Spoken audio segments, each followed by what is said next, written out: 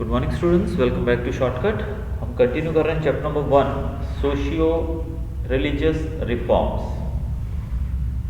तो जैसे कि कल फर्स्ट जो इसका टॉपिक था उसमें हमने देखा था राजा राम मोहन रॉय के बारे में कि किस प्रकार से उन्होंने बहुत सारी ऐसी चीज़ें जो हमारे समाज में थी उनको ख़त्म करने में मदद की जो हमारे समाज के लिए अच्छी नहीं थी। जैसे दूध पीती ख़त्म किया था उन्होंने, फिर विडो मैरिज चालू किया था, चाइल्ड मैरिज बैन करवाया था। इस तरीके से बहुत सारे काम उन्होंने किए थे।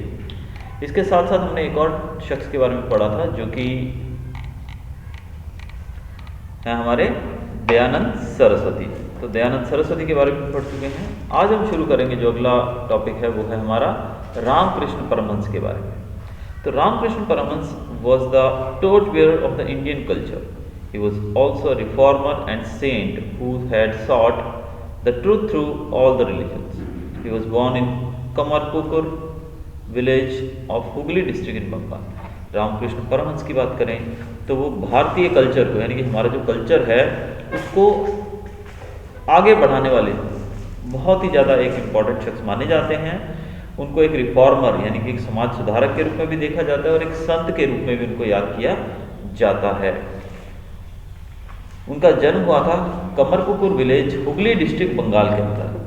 He took interest in the religious activities from his child. बचपन से उनको धार्मिक गतिविधियों में, धार्मिक कामों के अंदर बहुत इंटरेस्ट था। He became a priest in the Kali temple of Dakshineswar near Kolkata. Kolkata में दक्षिणेश्वर टेम्पल है कोलकाता के पास में, जो कि काली माता का टेम्पल है। उसके वो पुजारी बन गए, यानी कि उसके प्रीस्ट बन गए। Many people were attracted towards him due to his preachings on purity.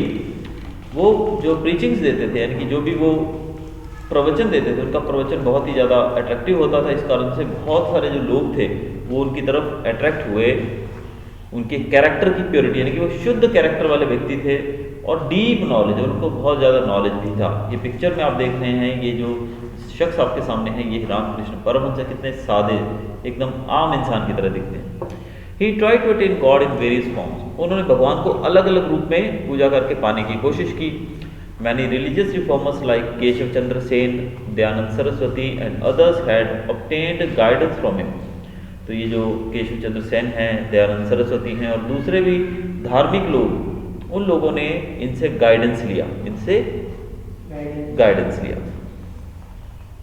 Those influenced by the Western culture redeveloped their faith in culture and religion of India because of the preachings of Ramakrishna Paramhans.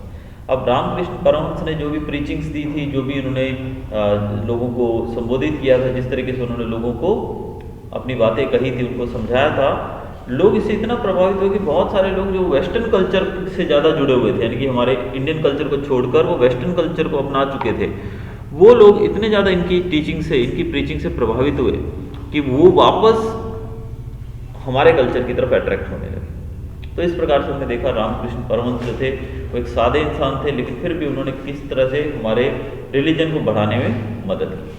आगे हम पढ़ेंगे स्वामी विवेकानंद के बारे में। A Bengali graduate named Narendranath Dutt came into contact with Ramakrishna Paramahansa, who reciprocated his quest for knowledge.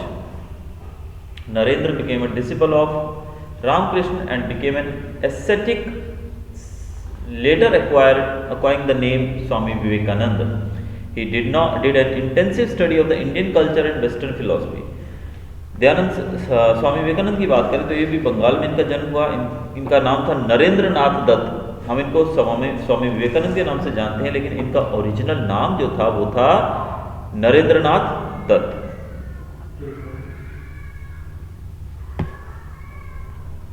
और ये रामकृष्ण परमहंस के contact में आए, उनके संपर्क में आए, तो स्वामी जी ने, स्वामी रामकृष्ण परमहंस ने जब इनका नॉलेज पाने की जो इनकी भूख देखी, उसके बाद उन्होंने इनको अपना शिष्य बना लिया और ये एक सन्यासी बन गए। क्या बन गए? ये एक सन्यासी बन गए। बाद में इनका नाम जो था इन्होंने नरेंद्रनाथ से बदलकर स्वामी विवेकानंद रख लिया और इन्होंने भारतीय कल्चर की और वेस्टर्न फिलॉसफी, जो पश्चिमी कल्चर है, उसको भी बहुत अच्छे से मतलब डिटेल में इनकी स्टडी की। Swami Vivekananda advised people to serve the poor and look for God in needy people. इन्होंने लोगों को सलाह दी, एडवाइस दी कि गरीबों की सेवा करिए और उसी के अंदर भगवान को ढूंढिए। भगवान कहाँ है? गरीबों के अंदर है। He imbibed pride for our rich culture, cultural heritage and faith in a bright future in the Indian youngsters. इन्होंने हमारे कल्चरल हेरिटेज में अपना गौरव समझा कि ये मेरा कल्चर है, मेरा हेरिटेज है, ये मेरे लिए बड़ी गर्व की बात है। और यंगस्टर्स जो लड़के होते हैं, यंगस्टर्स जो होते हैं, उनको ये आश्वासन दिलाया कि हमारा फ्यूचर जो है बहुत ब्राइट है। आप पश्चिमी कल्चर के पीछे क्यों भाग रहे हो, क्यों आप जा रहे हो वेस्टर्न कंट्रीज में, हमारा जो कल्चर है वो तो पहले से ही बहुत रिच है। तो उन्होंने ऐसे लोगों को विश्वास दिलवाया। He attended the Parliament of the Religions in Chicago in the United States in the year 1893 CE. With his influential speech, he provided understanding about the Indian philosophy and culture. इन्होंने Chicago जो कि America के अंदर एक जगह है, वहाँ पर एक सम्मेलन हुआ, एक रिलीजियस मीटिंग हुई थी, धार्मिक सम्मेलन हुआ। उस सम्मेलन के अंदर देश विदेश से लोग आए थे, तो उसमें इनको जाने का मौका मिला। 1893 की बात कर रहे हैं। तो इन्होंने वहाँ जाकर जो स्पीच दी थी वो इतनी ज़बरदस्त स्पीच थी कि भारतीय कल्चर के बारे में जो लोग अभी तक नहीं जानते थे, उन लोगों की आंखें खुल गई कि इतना रिच कल्चर है भारत का। तो इस प्रकार पहली बार विदेशी लोग भी भारत के कल्चर को समझ पाने में सक्षम हुए। He propagated the Indian culture by touring various countries like the United States, Europe, Egypt, China, Japan, etc. इन्होंने भारतीय कल्चर को प्रोपगेट किया। प्रोपगेट करने का मतलब होता है उसको बढ़ाना, दूसरों तक पहुंचाना। तो इन्होंने हमारे धर्म की, इंडियन कल्चर की जो देश विदेशों में जाकर भी हमारे कल्चर का प्रवचन दिया, लोगों को इसके बारे में जानकारी दी। ये कहाँ गए? United states, Europe, Egypt, China, Japan और बहुत सारे दूसरे कंट्रीज में भी गए। He was an ardent supporter of Indian culture and a devout nationalist. He gave the legendary slogan to the Indians, "Arise, awake and stop not until the goal is achieved." ये Indian culture के बहुत ही ज़्यादा भक्त थे, यानी कि हमारा culture सबसे उच्च है, इनका यही मानना था। इसके साथ साथ ये एक नेशनलिस्ट भी थे, यानी कि एक देशभक्त भी थे।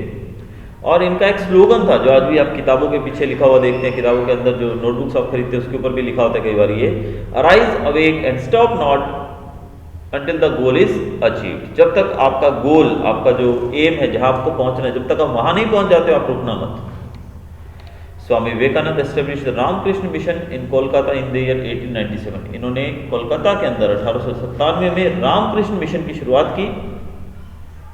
In the name of his गुरु, इनके गुरु का नाम रामकृष्ण परमहंस था, तो उनके नाम से इन्होंने रामकृष्ण मिशन शुरू किया।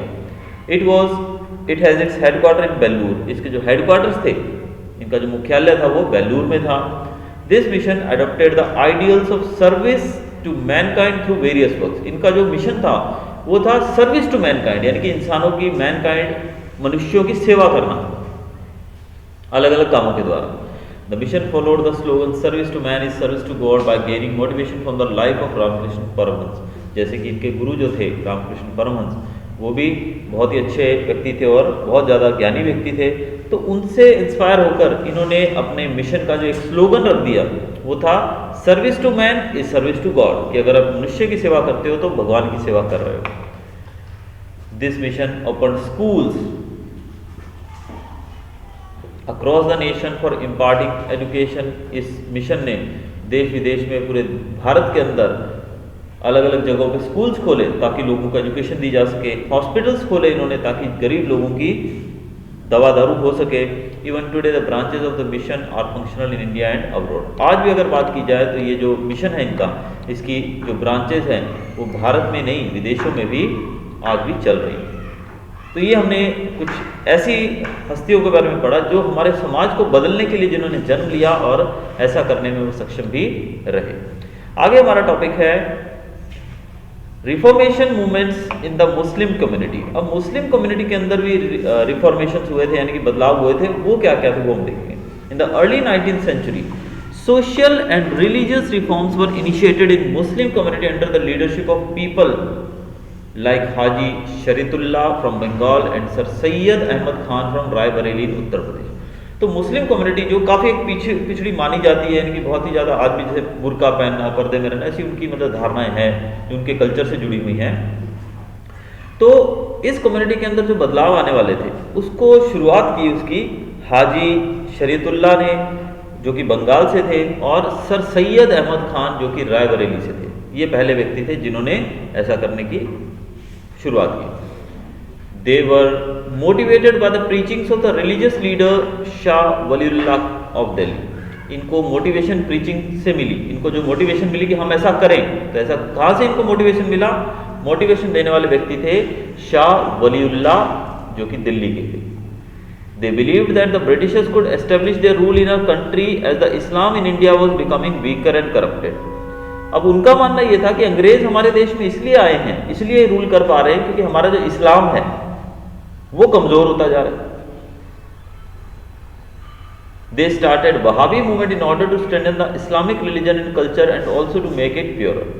उन्होंने वहाबी मूवमेंट शुरू किया, एक ऐसा आंदोलन चलाया जिसका नाम दिया गया है वहाबी मूवमेंट। और वहाबी मूवमेंट चलाया किस लिए? ताकि इस्लाम रिलीजन को और कल्चर को और ज़्यादा स्ट्रॉन्ग किया जा सकते हो और ज़्यादा प्योर किया जा सके। Many Muslims started acquiring English education due to the impact of Wahhabi movement and growing influence of the Western culture. अब बहुत सारे मुस्लिम लोग, जब वहाबी मूवमेंट शुरू हुआ तो मुस्लिम लोगों ने इंग्लिश एजुकेशन लेना शुरू किया वहाबी मूवमेंट के कारण। ये मूवमेंट चालू किया गया, इसके कारण जो यंगस्टर्स थे, नए नए लोग, उन्होंने इंग्लिश एजुकेशन लेना शुरू किया।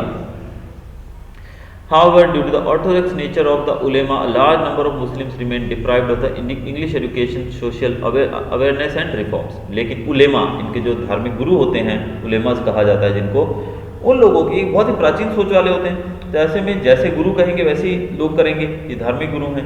तो ज़्यादातर लोगों को इन लोगों की प्राचीन सोच की वजह से, अब उलेमास नहीं चाहते थे कि भी हम लोग इंग्लिश एजुकेशन लें, हमारा उर्दू पढ़ना, हमको यही चीज़ें आनी चाहिए, हमारे कल्चर से जुड़े रहना।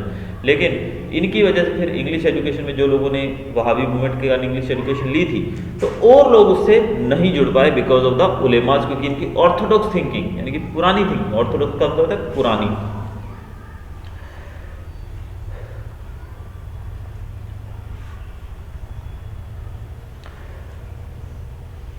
तो बहुत सारे मुस्लिम्स जो थे वो इंग्लिश एजुकेशन से वंचित रह गए। सोशल अवेयरनेस, यानी कि सामाजिक जो जागरूकता उनके अंदर आनी चाहिए, वो भी नहीं आ पाई और रिफॉर्म्स भी नहीं हो पाए। That is why the education of Muslims and the subsequent rise of the middle class was not satisfactory. इसी कारण से मुस्लिम्स की एजुकेशन और मिडिल क्लास को जो दर्जा मिलना चाहिए था उठने का, वो नहीं मिल पाया। Sir Syed Ahmad Khan was born in an aristocratic family. Sir Syed Ahmad Khan का जन्म एक रिच फैमिली में हुआ था, एक बहुत ही बड़ी फैमिली में हुआ था। During the revolt of 1857 he was serving the east India company. 1857 की जो क्रांति हुई थी, जो कि हम 8th स्टैंडर्ड के अंदर लास्ट चैप्टर जो हमने पढ़ा था 1857 का मूवमेंट, उस समय ये ईस्ट इंडिया कंपनी के एम्प्लॉई थे and had remained loyal to the company. यानी कि हमारा देश पूरा लड़ रहा था अंग्रेजों के खिलाफ, लेकिन ये सर सैयद अहमद खान ये अंग्रेजों की आर्मी के अंदर कहो या उनके अंडर में काम कर रहे थे, वहाँ पे उनके नीचे ही काम करने वाले एम्प्लॉय थे। After his retirement in 1869, he went to England and was influenced by the liberal ideas of the West. अब 1869 में ये रिटायर हुए और ये फिर वहाँ से इंग्लैंड चले गए। और इंग्लैंड जाने के बाद वहाँ के जो आइडियाज़ थे वेस्टर्न कल्चर के, ये उससे बहुत प्रभावित हुए और बहुत ज़्यादा इनके अंदर बदलाव आया। He advocated the idea of acquiring the English education as a mean to reform the Muslim community of its orthodox attitude and backwardness. इन्होंने वहाँ जाकर जो इन्होंने कल्चर को समझा, वेस्टर्न कल्चर को समझा, तो इनको रियलाइज़ हुआ कि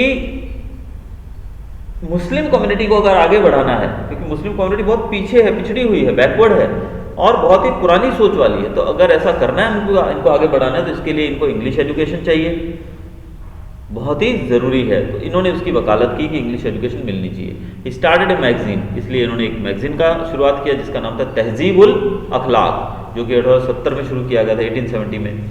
फिर इन्होंने establish the Aligarh Muslim College in 1875, Aligarh Muslim College शुरू किया 1875 में, which is known as the Aligarh Muslim University, जिसको हम AMU के नाम से जानते हैं आज भी, अलीगढ़ मुस्लिम यूनिवर्सिटी। इसको शुरू किसने किया था?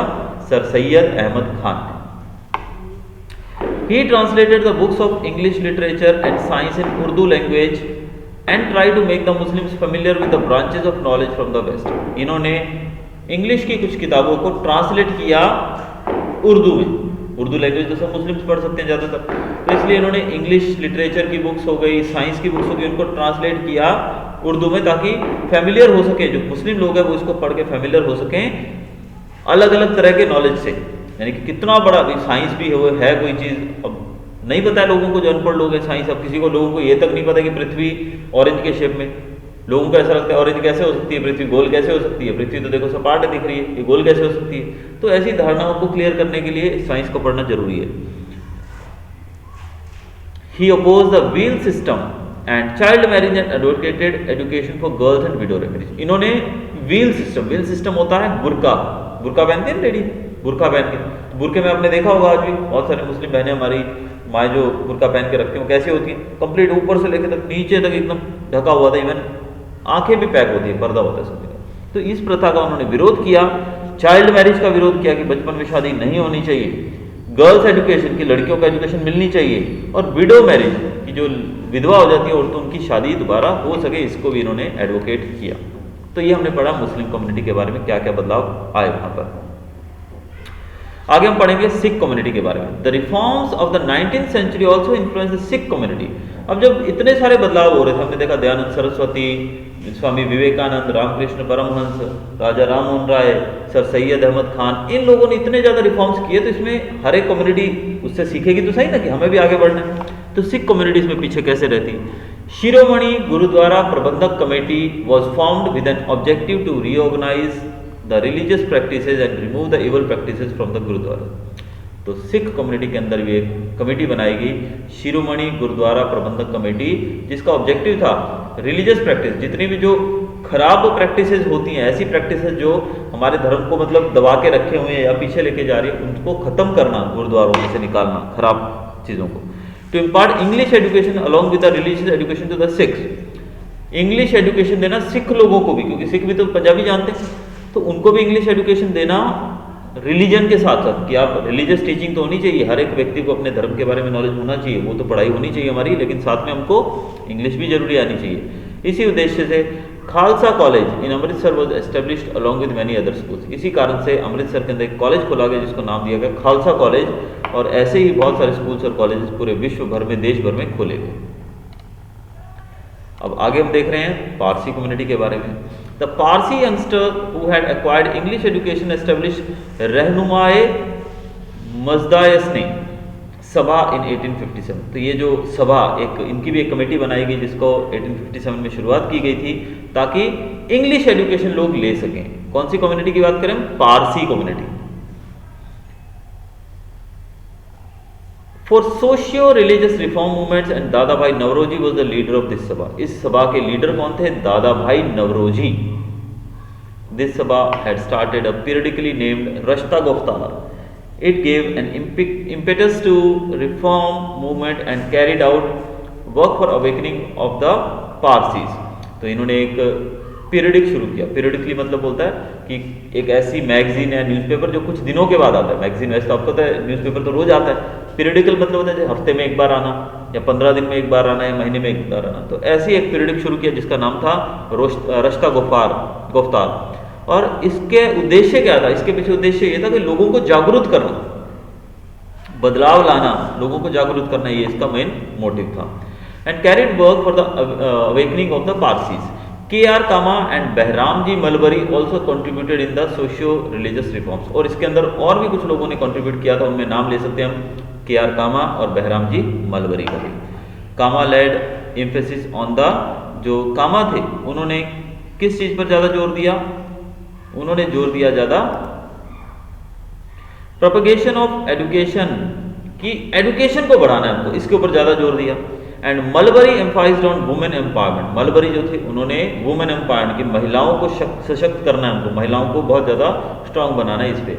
दे oppose child marriage and encourage widow remarriage. उन्होंने चाइल्ड मैरिज को बैन किया, अपोज किया, उसका विरोध किया, और विडोरी मैरिज को बढ़ावा दिया कि विडो रीमैरिज हो सकती है। Due to the efforts of Malabari the government pass a law fixing the minimum age for marriage in 1891। ये मलबरी की ही जो ये कोशिशें थी, जिस कारण से सरकार ने 1891 में मैरिज के लिए कानून बनाया कि कम से कम इस उम्र का बंदा शादी कर सकता है। जैसे अब आप लोगों की उम्र अभी 12-12, 13-13, 14 साल होगी, तो आप लोगों की शादी नहीं हो सकती है अभी। लड़के की उम्र कम से कम 21 साल होनी चाहिए और लड़की की उम्र कम से कम 18 साल होनी चाहिए। ठीक है, तो एक लॉ बनाया गया। तो ये सब इन लोगों की वजह से ही हुआ है पॉसिबल, जिन्होंने ये रिफॉर्म्स किए हैं। Jyotiba Phule. He was a well known social reformer of Maharashtra. Jyotiba Phule Maharashtra के एक रिफॉर्मर थे। रिफॉर्मर मतलब समाज सुधारक बोल सकते हैं उनको। He started school for girls in Pune in 1857। इन्होंने 1857 में गर्ल्स के लिए पुणे में एक स्कूल शुरू किया। देखो 1857, हमारी आज़ादी से 90 साल पहले इन्होंने गर्ल्स के लिए स्कूल शुरू कर दिया था। He help the widows to remarry. इन्होंने विधवाओं को दोबारा शादी करवाने में मदद की। He challenge the authority of the Brahmins in the society. ब्राह्मण पता है, हमारी सोसाइटी के अंदर ब्राह्मण लोग अपने आप को बहुत हाई लेवल का समझते हैं और सबसे ऊंची कम्युनिटी ब्राह्मण मानी जाती है। तो ब्राह्मणों को ही चैलेंज करते थे, उस कम्युनिटी को, उनकी अथॉरिटी को चैलेंज करते थे सोसाइटी के अंदर।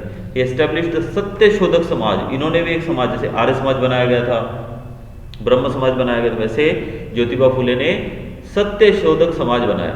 इन order to inculcate confidence, courage and enthusiasm in people, ताकि वो लोगों के अंदर वो जज्बा, वो हिम्मत, वो निडरता भर सकें, ताकि वो अपने कल्चर को, अपने रिलीजन को किसी से भी पीछे ना माने, किसी से भी कम ना माने। तो ये था योगदान ज्योतिबा फुले का। ठक्कर बापा की बात करते हैं। Thakkar बापा's contribution as the head of the Akhil Hind Harijan Sangh established by Gandhi ji was very valuable in the upliftment of the untouchables। हरिजन साहब जानते हैं, हरिजन हमारी कम्युनिटी, आज भी हम उसके बारे में सुनते हैं। तो हरिजन कम्युनिटी को ऊपर उठाने में ठक्कर बापा ने जो योगदान दिया है उसको हम कभी भूल नहीं सकते। अखिल हिंद हरिजन संघ बनाया गया था, ये गांधी जी ने बनाया था। तो इसके अंदर जो इन्होंने योगदान दिया, ताकि अनटचेबल्स, यानी कि हरिजन मतलब ऐसा होता था कि हरिजन लोग गांव से बाहर रहेंगे, टच नहीं करेंगे, अनटचेबल्स उनको अछूत माना जाता था ऐसे। तो इसको खत्म करने के लिए जो हमारे ठक्कर बापा थे, इन्होंने बहुत ज्यादा योगदान दिया। He work tirelessly to provide relief to people affected by natural calamities. इन्होंने बहुत योगदान दिया वो लोग जो नेचुरल कैलेमिटीज, जैसे कि अर्थक्वेक आ गया, फ्लड आ गया, किसी भी कारण से जो लोगों को दिक्कत होती थी, उसमें ये लोगों की बहुत मदद करते थे। Amritlal Thakkar, popularly known as Thakkar Bapa, was born in 1869 in the city of Bhavnagar. इनका नाम था अमृतलाल ठक्कर, लेकिन इनको प्यार से लोग ठक्कर बापा कहते थे। इनका जन्म भावनगर में हुआ था 1869 में। He remained a dutiful and devoted servant to the people throughout his life. ये शुरू से ही एक डिवोटेड सर्वेंट की तरह इन्होंने काम किया, मतलब एक पूरे निष्ठा से काम किया है लोगों के लिए। He was an engineer who left his lucrative job to serve the downtrodden and marginalized people after being inspired by Gandhi ji। ये एक इंजीनियर थे, ये कोई छोटे मोटे व्यक्ति नहीं थे, एक अच्छे पढ़े लिखे एजुकेटेड पर्सन थे, इंजीनियर थे, लेकिन इन्होंने अपनी नौकरी छोड़ दी ताकि एक गरीब लोगों की, वो लोग जो पीछे हैं, जो इसको हमारे समाज में बराबर का दर्जा नहीं दिया जाता, उन लोगों को ये अपने बराबर ला सके, इसलिए इन्होंने काम किया गांधी जी से इंस्पायर होकर। ठक्कर बापा established the Panchmahal Bhil Seva Mandal and tried to reform the lives of the Bhils who inhabited the deep forest and the hilly areas of the Panchmahal region। Thakkar बापा ने पंचमहल भील सेवा मंडल ऐसी एक सोसाइटी बनाई, जो कि भील मतलब आदिवासी लोग जो जंगलों में रहते हैं, भील बोलते हैं ना उनको, वो लोगों को सुधार सके, उनके जीवन को थोड़ा सुधार सके, क्योंकि वो बेचारे जंगलों में रहते हैं, उनको कुछ भी नहीं पता है आस पड़ोस के बारे में कि दुनिया कहाँ पहुँच गई है। तो उन लोगों को थोड़ा ऊंचा उठाया जा सके, उनको थोड़ा सुधार किया जा सके उनके जीवन में, तो उसके लिए इन्होंने पंचमहल भील सेवा मंडल बनाया। Thakkar Bapa and his followers freed the Bhils from the addiction of alcohol. Bhil लोग जो थे वो शराब पीते थे और उनके जो रीति रिवाज थे बहुत बुरे थे, तो उन सब से इन्होंने उनको छुटकारा दिलाने में मदद की। उन्होंने उनको एडिक्शन और अल्कोहल की, शराब पीने से शराब छुड़वाई उन लोगों की। फिर दूसरे भी कुछ इविल कस्टम, यानी कि ऐसे जैसे हमारे दूध पीती, विडोरी मैरिज वगैरह ऐसी चीज़, उनको उन्होंने वहाँ से हटाया। सुपरस्टिशन, वो लोग बहुत ज़्यादा अंधविश्वास वाले होते थे, उस सब चीज़ों से उनको फ्री किया। He open schools for the Bhil children. Bhil बच्चों के लिए इन्होंने स्कूल भी बनाया। He taught them how to operate a spinning wheel to produce khadi and involve them in small cottage industry. Thakkar Baba ने उनको सिखाया कि किस तरीके से आप चरखा चलाकर खादी बना सकते हो, कपड़ा बना सकते हो, और इस तरीके से उनको स्मॉल कॉटेज इंडस्ट्री यानी कि गृह उद्योग में शामिल किया कि उनको काम मिल सके। As time passed, awakening and nationalism spread among people, which connected them better with the freedom movement। जैसे जैसे समय बीतता गया, लोग और ज्यादा जागरूक होने लगे। नेशनलिज्म यानी कि राष्ट्रवाद, हर एक व्यक्ति के अंदर राष्ट्रवाद भरने लगा, और धीरे धीरे फ्रीडम मूवमेंट जो था उसने इनको और ज्यादा आपस में जोड़ दिया। यानी कि हमने पढ़ा था 1857 की जो लड़ाई थी, वो फेल हो गए थे हम लोग, क्योंकि हम सब लोग एक नहीं थे। फिर धीरे धीरे 1947 तक आते आते हम इतने ज़्यादा स्ट्रॉन्ग, एक और जागरूक हो गए, हमारे अंदर नेशनलिज्म जाग गया कि हमने अंग्रेजों को यहाँ से उखाड़ कर फेंक दिया। Gandhi ji emphasis upon the removal of the untouchability improve the condition of the people from the backward class. अब इसमें जो गांधी जी का जो योगदान है उसको हम नहीं भूल सकते हैं, क्योंकि गांधी जी ने अनटचेबिलिटी के खिलाफ आवाज उठाई थी। नहीं तो हम लोग तो क्या करते आपस में लड़ते रहते, मैं तो भाई ऊंची कास्ट का हूँ या नीची कास्ट का, मैं इसके साथ क्यों लड़ने जाऊँ फ्रीडम स्ट्रगल में। अगर ऐसा होता तो फ्रीडम स्ट्रगल में लड़ने मैं बोलूँगा भी मैं तो ऊंची कास्ट का हूँ, ये तो नीची कास्ट का, मैं इसके साथ क्यों लड़ूँ अंग्रेजों के खिलाफ। अंग्रेजों के खिलाफ मैं अकेला लड़ूंगा, ये कम्युनिटी को निकाल दो। वो ऐसे तो फिर सब लोग बोलते तो फिर तो मेरे ख्याल से हम लोग आज़ादी कभी पा ही नहीं पाते। तो इसलिए सबको गांधी जी ने एक किया, अनटचेबिलिटी को हटाकर सबको एक किया, जिस कारण से हम सब एक हुए, हमारे अंदर नेशनलिज्म जागा और हमने अंग्रेजों को अंत में जय माता दी, गुड बाय, गुड नाइट बोल दिया, यानी कि यहाँ से भगा दिया। तो ये सब पॉसिबल हुआ है इन रिफॉर्मर्स की वजह से ही, और यही कारण है कि हम आज जिस देश में रह रहे हैं, एक खुले वातावरण में हम सांस ले रहे हैं, यानी कि आज़ाद भारत में हम रह रहे हैं। तो ये था हमारा चैप्टर आज का। Have a nice day, thanks for watching.